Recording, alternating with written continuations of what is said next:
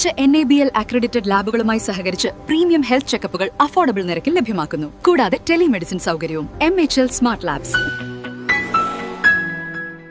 KSRTC Kodungallur ഡിപ്പോയിലെ വിവിധ യൂണിയനുകളുടെ ആഭിമുഖ്യത്തിൽ നഗരസഭാ ചെയർപേഴ്സണും വൈസ് ചെയർപേഴ്സണും സ്വീകരണം നൽകി. KSRTC കൊടുങ്ങല്ലൂർ ഡിപ്പോയിലെ വിവിധ യൂണിയൻ നേതാക്കളുടെയും ATO TK സന്തോഷിന്റെയും നേതൃത്വത്തിലാണ് സ്വീകരണം സംഘടിപ്പിച്ചത്. Depot station master PA Shine സ്വാഗതം ആശംസിച്ച ചടങ്ങിൽ ATO TK സന്തോഷ് അധ്യക്ഷനായി. ഞാൻ കഴിഞ്ഞ ദിവസം ഈ ഹെഡ് ഓഫീസിൽ ചീഫ് ഓഫീസിക്ക് വിളിച്ചു വെച്ചപ്പോൾ അവിടെ ഒരു സ്കെച്ച് മാത്രമാണുള്ളത് ഇതിൻ്റെ. അപ്പോൾ അതിലൊരു 5 ഏക്കർ സ്ഥലമാണ് ഇതിൽ കാണുന്നത്. പക്ഷെ ഇവിടെ ഉള്ളവരോട് ചോദിച്ചപ്പോൾ 3.5 ഏക്കർ സ്ഥലമുള്ളതെന്നാണ് പറയുന്നത്. അപ്പോൾ എന്താണ് ഇതിൻ്റെ ഒരു കെടുക്കോശം എന്നുള്ളത് കൃത്യമായിട്ട് ഇപ്പോഴും അറിയില്ല. അപ്പോൾ നമുക്ക് കഴിഞ്ഞ ATOമാരൊക്കെ വന്നപ്പോഴും ഇതിന് മുന്നേ ഞാൻ ATO ആയിട്ട് ഇവിടെ വന്നിട്ടുണ്ട്.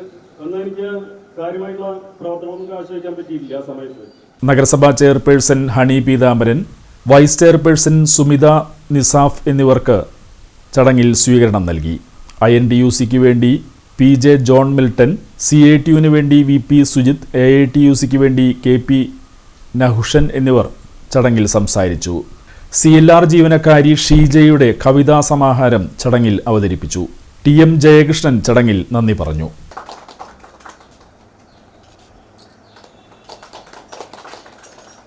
സുഹൃത്തുക്കളെ, എല്ലാവർക്കും നല്ല നമസ്കാരം.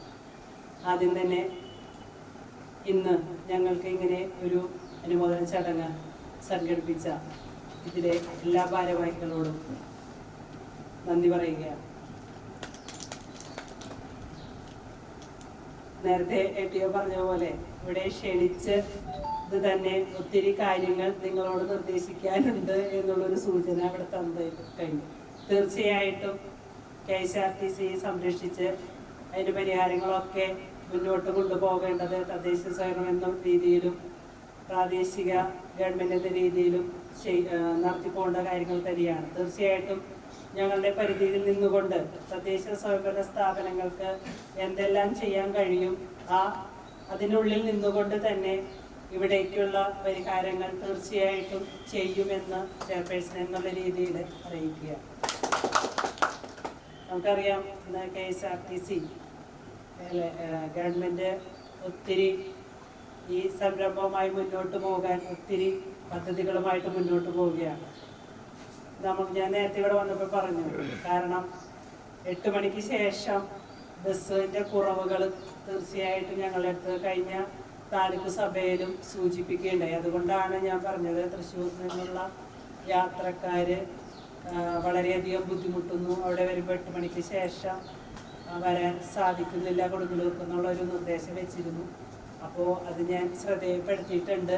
അപ്പോൾ നമ്മൾക്ക് സർവീസ് കൂട്ടി കിട്ടാൻ ആ സമയത്ത് നമുക്കറിയാം പ്രൈവറ്റുമായി ബന്ധപ്പെട്ട് നിങ്ങൾക്ക് ഉണ്ടാവുന്ന പ്രശ്നങ്ങളൊക്കെ പറഞ്ഞു. പക്ഷേ 8 മണിക്ക് ശേഷം പ്രൈവറ്റ് ബസ്സും കുറവായിരിക്കും. അപ്പോൾ യാത്രക്കാരുടെ